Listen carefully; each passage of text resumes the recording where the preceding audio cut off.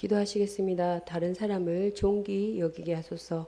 로마서 12장 10절로 형제를 사랑하여 서로 우애하고 존경하기를 서로 먼저 하며 나를 소중히 여기시는 하나님 아버지, 이 가을을 주신 아버지 감사합니다. 아름다운 사계절을 주시고 그것을 누릴 수 있는 대한민국에 살게 하신 아버지 감사합니다. 오늘도 자연을 다치게 하는 삶을 살지 말게 하소서. 그리고 무엇보다 사람을 다치게 하는 일이 없게 하소서. 미천한 나를 하나님은 존귀하게 여기셨는데 신이 나를 이렇게 인격적으로 만나주시고 사랑하시는데 내가 사람을 무시하는 일이 없게 하소서. 내가 대접받고 싶은 만큼 모든 사람들을 귀히 여기게 하소서. 다른 사람들이 무시한다고 해서 나도 거기에 동참하지 말게 하소서. 하나님의 뜻에는 기쁨으로 동참하되 온전하지 못한 세상의 관점에 동참하는 일 없게 하소서. 나의 하루를 아름답게 만드는 일은 나를 높이는 것이 아니라 다른 사람을 존귀 여기는 일임을 기억하게 하소서. 사랑의 빚을 지우는 하루를 살기 원합니다. 나의 진리 되시는 예수 그리스도의 이름으로 기도합니다. 아멘. 오늘의 성경 본문 말씀 욥기서 42장 1절에서 6절로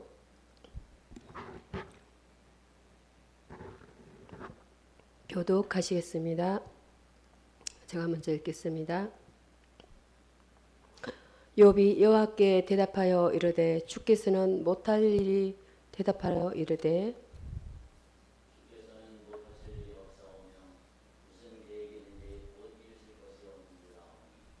무지한 말로 이치를 가리는 자가 누구니까 나는 깨닫지도 못한 일을 말하였고 스스로 알 수도 없고 헤아리기도 어려운 일을 말하였나이다.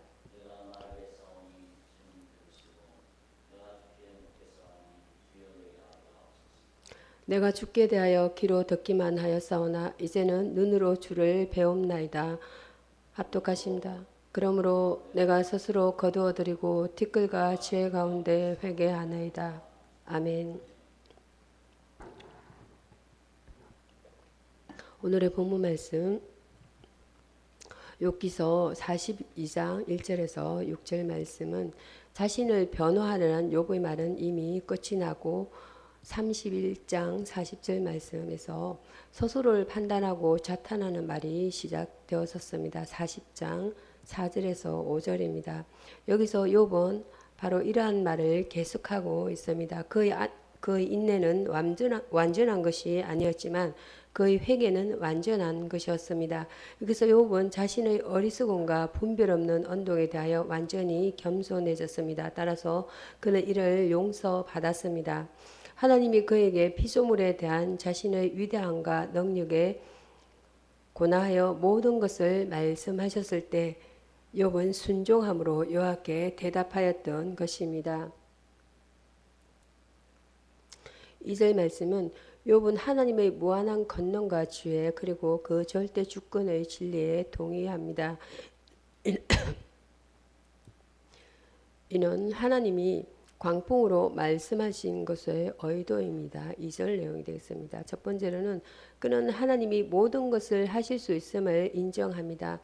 하마와 악을 지으셨고 그것들을 마음대로 부리시는 이에게 뻑주한 것이 무엇이 있겠는가입니다.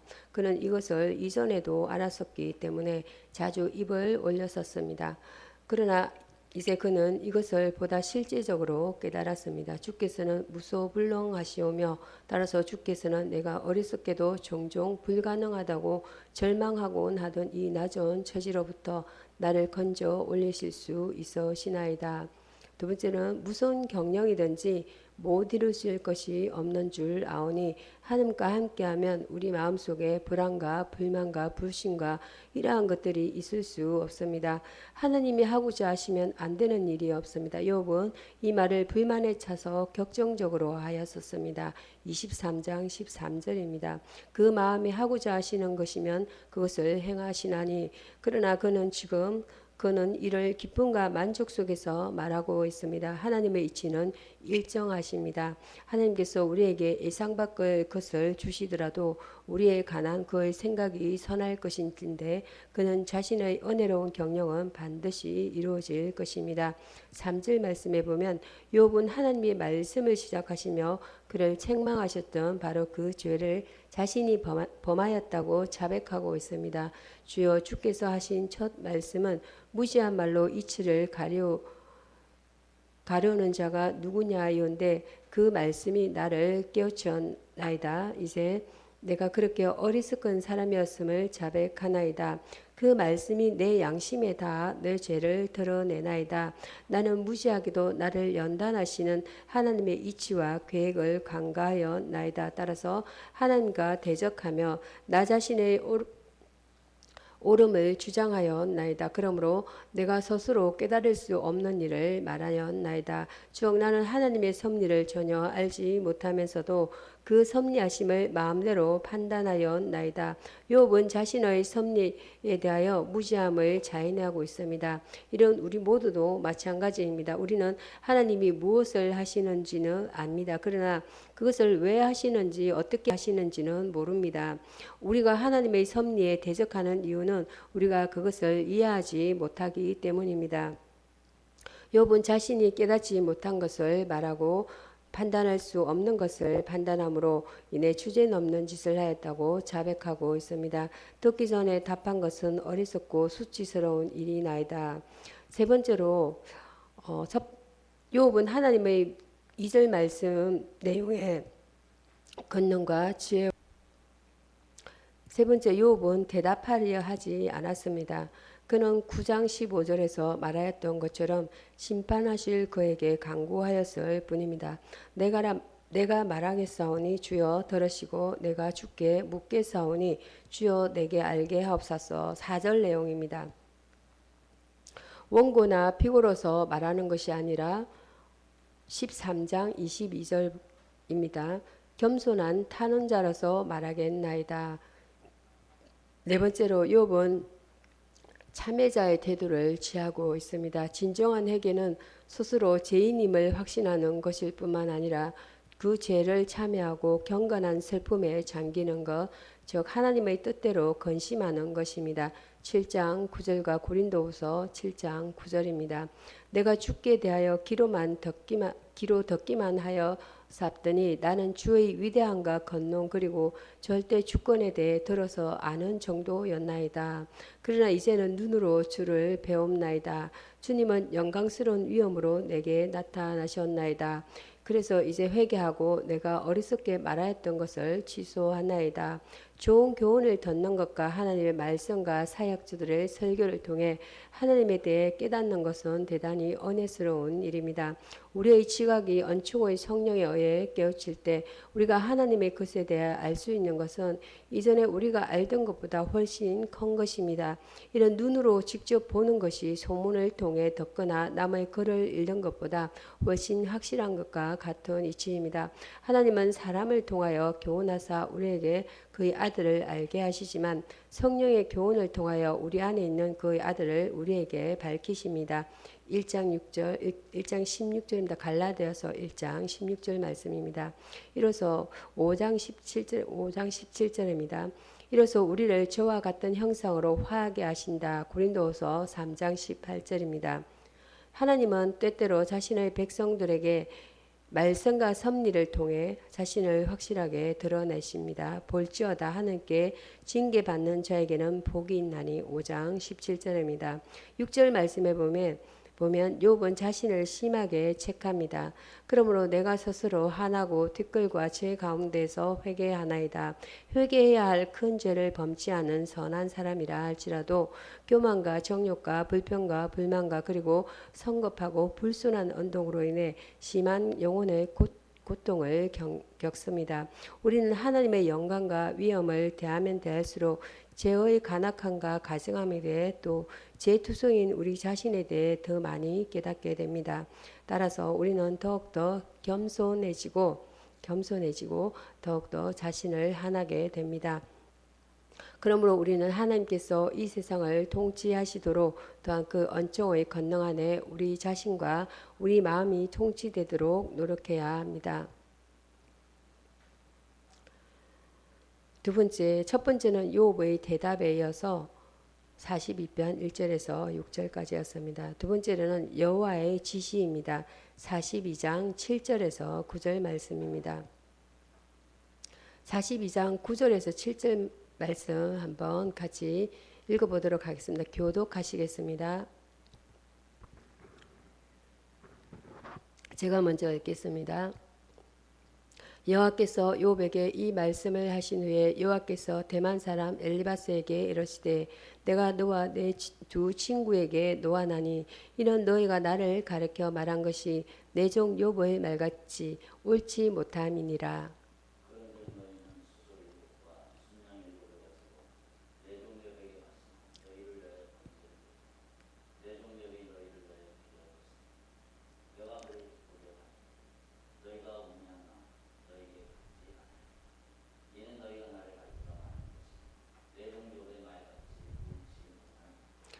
구절 말씀 이에 대만 사람 엘레바스와 수아 사람 발닥과 나아마 사람 소발이 가서 여호와께 자기들에게 명령하신 대로 행하니라. 여호와께서 욥을 기쁘게 받으셨더라. 아멘. 여호와의 지시는 42장 7절에서 9절 말씀 여호와의 지시라는 본문 내용으로 은혜를 나누겠습니다. 하나님이 광풍 중에 욥을 교훈하셨으므로 오직 욥만이 악하고 하나님께 거스르는 자였다고 생각하기 쉽습니다. 그러나 여기서 욥은 우리는 욥의 덕을 칭찬하는 문장을 발견합니다. 그러므로 성급히 판단해서는 안 됩니다. 하나님 앞에서 참으로 어려운 자라 할지라도 그들의 의가 크고 특별한 편견, 사람들의 비난과 양심의 자책 등에 의해 가려워지는 수가 많습니다. 그러나 때가 오면 그 가려웠던 것은 밝혀지고 맙니다. 그때 하나님은 그의 의를 빛같이 나타내시며 그의 공의를 정오의 빛같이 하실 것입니다. 시편 37편 6절 말씀입니다. 욥과 세 친구 간의 논쟁에 관해 세 친구에게 심판이 주어집니다. 엘리후는 여기에서 책망받지 않습니다. 이는 그가 중지자로 행하였을 뿐 그들 무리의 일원으로 행하지 않았기 때문입니다. 욥은 칭송되고 그의 세 친구는 굴욕을 당하게 됩니다. 우리가 생각하는 진리 중 어떤 것은 양편에 다 있었습니다. 그러나 심판은 하나님께 속한 것입니다. 따라서 우리는 그것을 따라야 합니다. 첫 번째, 욥은 크게 칭찬받았고 명예를 회복하였습니다. 하나님이 그에게 임하셨을 때 그는 자신이 잘못 말한 것에 대해서 회개하였습니다. 그제서야 그는 하나님 앞에 옳게 말한 것입니다. 참으로 회개하는 자는 하나님의 사랑을 받게 될 것이고 그들이 말하였던 것 또 잘못 말하였던 것은 더 이상 언급되지 않을 것입니다. 하나님의 욥을 거듭거듭 내 종 욥이라고 부르십니다. 7절에서 8절, 7절, 8절에서 네 번을 부르셨습니다. 하나님은 1장 8절에서 그렇게 욥을 부르시기를 기뻐하셨던 듯 싶습니다. 욥이 고통을 받기 이전에도 그렇게 부르셨습니다. 내가 내 종 욥을 유의하여 보았으나 그는 비록 가난하고 멸시를 당하였으나 내 종이라 그가 부유했을 때처럼 나를 기쁘게 하였도다. 그는 험있는 인간이었고 또한 다른 사람처럼 정욕의 지배하에 있는 사람이었도다. 그는 나를 대적하였고 나의 심판을 거역하였으며 무지한 말로 나의 이치를 가렸으나 그는 자신의 잘못을 깨달아 알았고 이를 돌이켰으니 그는 여전히 내 종 욥이니라. 하나님이 착하고 신실된 종아하고 말씀하시기만 하면 다른 사람이 뭐라고 말하든 그것은 중요치 않습니다. 하나님의 욥의 말이 정당하다고 말씀하십니다. 이는 그의 적들이 말하였던 모든 것을 뒤엎는 것이었습니다. 욥은 하나님의 섭리에 대하여 그의 친구들이 하였던 것보다 훨씬 옳으며 타당한 설명을 하였습니다.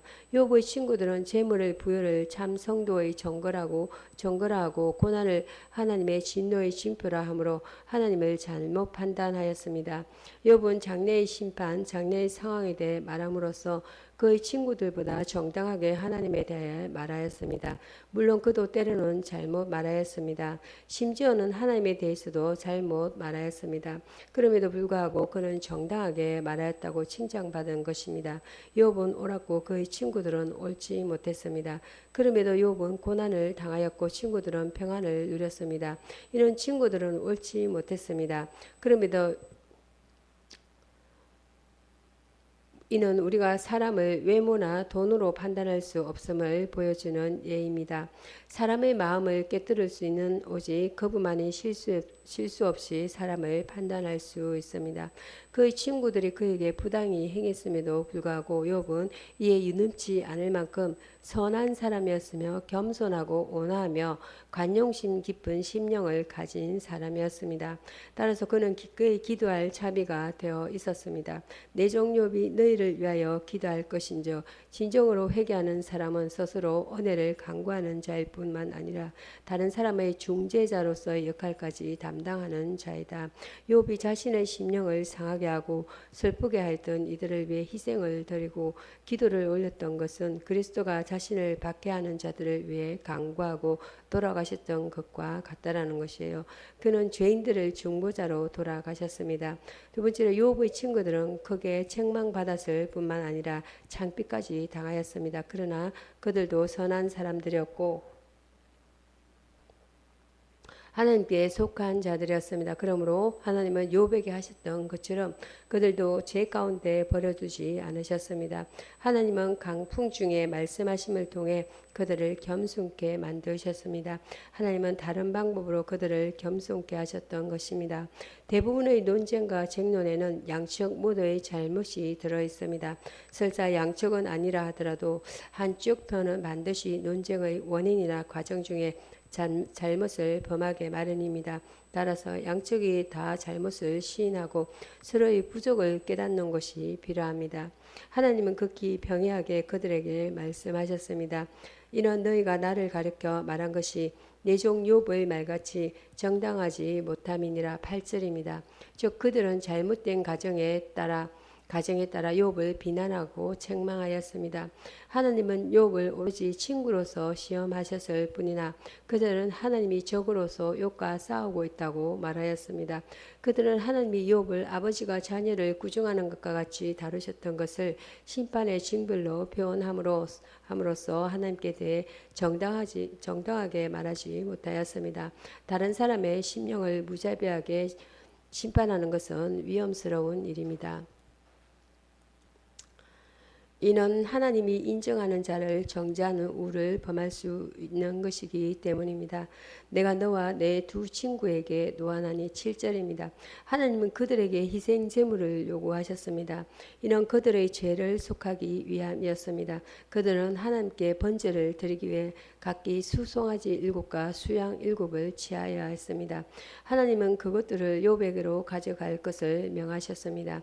또 욥에게 희생을 대신 드려주고 그들을 위해 기도해 줄 것을 간청하고 명하셨습니다.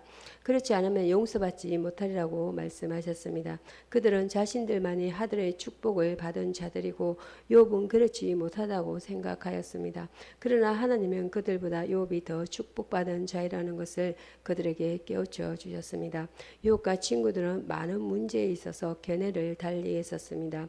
그러나 이제 그들은 다시 친구가 되어야 했습니다. 그들은 같이 희생을 드리고 기도함으로써 반드시 화해하여야 했습니다. 사소한 일에 있어 견해를 달리하는 사람들도 결국은 예수 그리스도 즉 하나님의 대속 제물 앞에서 하나입니다. 그들은 같은 은혜의 면류관을 쓸 사람들입니다. 따라서 그들은 서로 사랑하고 서로 참아야 합니다. 우리가 하나님과의 싸움은 언제나 우리 편에서 시작됩니다. 그러나 그것의 화해는 언제나 하나님 편에서 시작됩니다.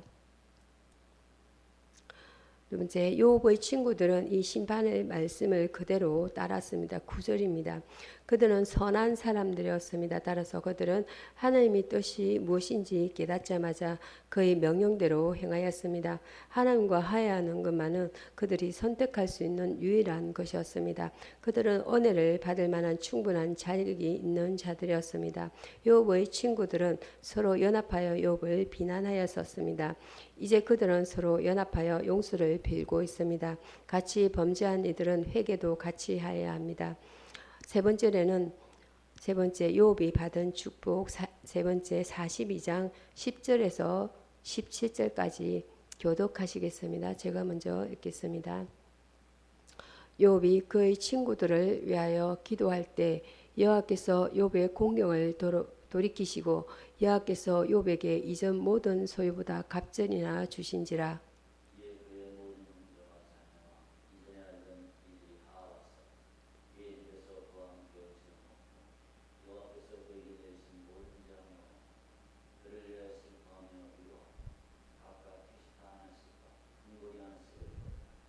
여호와께서 욥의 말년에 욥에게 처음보다 더 복을 주시니 그가 양 14,000과 낙타 6,000과 소 1,000계리와 암나귀 1,000을 두었고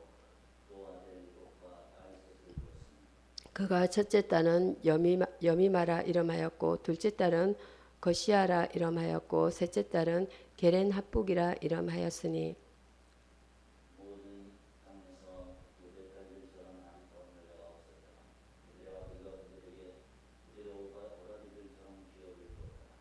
그 위에 욥이 140년을 살며 아들과 손자 4대를 보았고 욥이 늙어 나이가 차서 죽었더라. 아멘. 세 번째 말씀은 욥이 받는 축복이란 내용이 되겠습니다. 너희가 욥의 인내를 들었고 주께서 주신 결말을 보았거니와. 야고보서 5장 11절입니다. 즉 주께서 그의 고난을 어떻게 끝나게 하셨는지를 보았다는 의미입니다. 욥기의 처음 부분에서 우리는 고통 중의 욥의 인내를 보았습니다. 그리고 이 마지막 부분에서 그의 고난을 복된 결말과 그가 회복한 번영을 봄으로써 커다란 용기를 얻는다는 것입니다. 아마도 고난 후에 받은 욥의 특별한 축복은 우리 기독교인들에게 주는 하나의 교훈일 것입니다. 즉 이 세상의 모든 고난은 야고보서 1장 12절입니다. 우리에게 이와 같은 하늘의 영광과 축복을 가져다 줄 것임을 보여주는 일례입니다. 시험을 당할 때 꿋꿋하게 유혹을 이기는 자는 생명의 밀고난을 받을 것입니다. 첫 번째, 하나님은 그에게 축복을 베푸셨습니다. 적극적으로 모든 상황이 바뀌었습니다. 이전에 억울하여 두렵게 보이던 모든 것들이 기쁘고 희망적으로 보이게 되었습니다. 여호와께서 욥의 공경을 돌아보시고 즉 하나님은 욥의 슬픔을 달래주셨고 그의 모든 고통의 원인을 제거해 주셨습니다. 그는 사단이 메어놓은 올무 즉 지극히 잠시 동안 그를 묶어놓았던 올무를 풀어주셨습니다. 무엇보다 더 좋은 것은 그의 마음의 상태가 변화되었다는 것입니다. 모든 혼란이 사라졌습니다. 두려움이 그의 영혼을 지배었듯이 이제 하나님의 위로가 그의 영혼을 기쁘게 하였습니다. 조수가 바뀌었습니다. 그의 고난은 이제 그것이 몰려왔을 때만큼 빨리 썰물처럼 빠져나갔습니다. 욥이 그 벗들을 위하여 빌매 즉 욥이 친구들을 위해 기도하자마자 그 조수는 바뀐 것입니다. 우리가 우리의 친구들을 위해 올바르게 기도할 때 그것은 사실상 우리의 일을 하는 것입니다. 기도하는 사람들에게는 믿음뿐만이 아니라 사랑이 있기 때문입니다. 예수께서는 우리 아버지라고 기도할 것을 가르치심으로써 우리에게 서로를 위해 기도할 것을 가르침으로써 우리에게 서로를 위해 기도할 것을 가르쳤습니다. 다른 사람을 위해恩총을 비는 것은 꼭 우리를 위해恩총을 비는 것입니다. 하나님은 그의 소유를 과거에 2배로 불려주셨습니다. 욥에게 그전 소유보다 갑절이나 주신지라 그는 하나님의 영광 때문에 고난을 당했었습니다. 그러므로 하나님은 그에게 유익을 베푸셨습니다. 그에게 이익 위에 이익을 베푸셨던 것입니다. 하나님은 누구도 그로 인해 손해 입기를 원치 않으십니다. 욥의 친구들은 말했습니다. 청결하고 8장 6절입니다. 청결하고 정직하면 정녕 너를 돌아보시고 내 어려운 집으로 형통하게 하실 것이라. 그런데 그가 너를 돌아보지 않으시니 너는 정직하지 않은 것이라. 이에 대하여 여호와께서는 너희들의 주장이 옳은 것은 아니지만 나는 너희들의 주장대로 내 종 욥의 무죄함을 증명하리니 그의 결말은 크게 번성하리라 라고 말씀하십니다. 선한 사람에게 있어서 두 번째 욥의 친구들과 이웃들입니다. 이웃들 그리고 친척은 그에게 매우 친절했었습니다. 11절입니다. 그들은 그의 슬픔에 대하여 울었고 그의 기쁨을 즐거워하였습니다. 그들은 앞서와서 그에게 간섭하였던 새 친구들처럼 서투른 위로자로 나타나지 않았습니다. 그들은 새 친구처럼 위대하고 박식하며 말 잘하는 사람들은 아니었습니다. 그러나 그들은 훨씬 더 친절하고 적절하게 욥을 위로했던 것으로 나타나 있습니다. 그들은 욥의 손해를 회복시켜주고 그를 다시 일으키기 위해 모금을 하였습니다. 각각 금 한 조각과 금고리 하나씩 주었더라. 이는 그들 각각에게 큰 돈일 수 있습니다. 하나님이 그에게 친절을 베푸심에 그들 모두도 그에게 친절을 베풀려 하였습니다. 시편 119편 74절과 79절 말씀입니다. 아마 그들 중 어떤 이들은 욥이 가난하고 매우 고통스러워하며 극도로 비참해 보였으므로 망설였을지도 모릅니다. 그러나 이제 하나님이 그를 회복시키심에 그들은 모두 욥과 다시 친해지려 하였습니다. 겨울이면 사라지는 제비 같은 우정은 비록 거의 무가치하지만 봄이 오면 소생하곤 합니다. 욥이 그 벗들을 위하여 빌자 그때 그들은 욥 주위에 몰려들었고 욥의 기도로 인해 복받기를 갈망하는 그의 친절에 굴복하였습니다. 욥의 친구들이 주었던 자그마한 것에 하나님이 축복하시자 욥의 재산은 엄청나게 불어났습니다. 그는 감사함으로 그들의 성의를 받아들였고 그것에 의해 자기 재산이 회복되는 것을 수치라고 생각하지도 않았습니다. 하나님은 그에게 그들의 돈과 금고리보다 훨씬 좋은 것을 주셨습니다. 즉 그를 축복하셨던 것입니다. 12절입니다. 하나님께서 그에게 고난을 주셨기 때문에 지금은 그를 위로하십니다. 하나님은 그에게 처음 복보다 더하게 하셨습니다. 선한 사람에게 있어서 말년은 때때로 그의 생애 중 최고의 날이 되며 그때의 업적은 최고의 업적이 되곤 합니다. 또 그가 마지막으로 받는 위안은 최고의 위안일 것입니다. 이는 그의 길이 새벽빛이 밝아짐처럼 날이 갈수록 밝게 빛날 것이기 때문입니다. 그의 가족이 다시 회복되었고 그는 자녀로 인해 커다란 위안을 받았습니다. 13절에서 15절입니다. 그의 자녀 수는 이전과 같이 아들 7과 딸 3이 되었습니다. 어떤 이들은 자녀 수가 그의 가축들처럼 2배로 되지 않은 데 의미를 부여합니다. 이런 죽은 자녀는 완전히 사라져 버린 것이 아니라 더 좋은 나라로 옮겨간 것이기 때문이라는 것입니다. 그러므로 그는 2무리의 자녀를 갖게 되었습니다. 이는 마하나임 두 무리라고 칭하여 질 수 있습니다. 즉 하늘에 한 무리 땅에 또 한 무리가 있게 된 것입니다. 그의 딸들의 이름은 여기에 기록되어 있습니다. 14절입니다. 이는 그 이름의 의미가 욥의 놀라운 상황 변화 속에서 그에게 베풀어진 하나님의 크신 선을 기억케 하는 것이기 때문입니다. 욥은 첫 딸을 여미마라고 불렀습니다. 이는 그날이라는 의미인데 어두운 고통의 밤이 지나 번영이 밝게 빛나오는 날이라는 뜻에서 이렇게 불렀습니다. 둘째 딸은 그시아라 불렀는데 이는 매우 향기로운 향료의 이름입니다. 셋째 딸은 게렌합북이라 불려졌는데 이는 풍요로의 보상함입니다. 혹은 눈썹을 검게 빛나게 하는 미안료를 넣는 각 용기라는 뜻입니다. 왜냐하면 하나님께서 욥의 얼굴을 더럽히던 눈물을 16장 17절에 닦아주셨기 때문입니다. 하나님이 이 딸들을 매우 아름답게 가꾸어 주셨습니다. 전국 중에 욥의 딸들처럼 아리따운 여자가 없었더라. 15절입니다. 욥은 딸들에게도 그 오라비들과 같던 상속을 해주었습니다. 16절에 보면 욥은 장수하였습니다. 그는 인생의 위안을 많이 누리며 살았습니다. 그는 4대에 걸쳐 후손을 보았습니다. 비록 그의 자녀들은 2배로 늘어나지 않았지만 그의 손자들은 이는 노인의 면류관입니다. 배 이상으로 번성하였습니다. 하나님은 손해를 보상해 주십니다. 그는 아이가 없는 사람들의 슬픔도 보상해 주십니다. 그들은 아이가 없는 대신에 욥처럼 자기의 모든 자녀를 매장하는 슬픔을 겪지 않아도 됩니다. 욥은 수를 다하고 죽었습니다. 또 그는 이 세상에서 온갖 만족스러운 삶을 다 누렸습니다. 그러므로 5장 26절입니다. 그러므로 그는 기꺼이 이 세상을 떠날 수 있었습니다.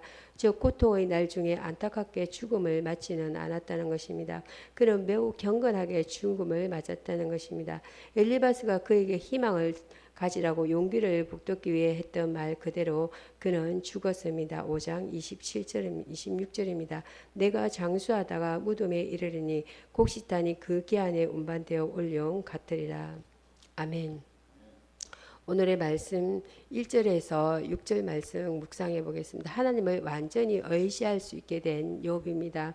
그 원인은 하나님의 현현을 통해서였습니다. 이와 같이 고난 중에 있을 때 하나님의 침묵으로 인해 심히 답답하고 고통스러웠지만 하나님의 절대적 주권과 섭리를 깨닫게 될 때 성도들은 자신의 무지함과 교만함을 회개할 수 있게 됩니다.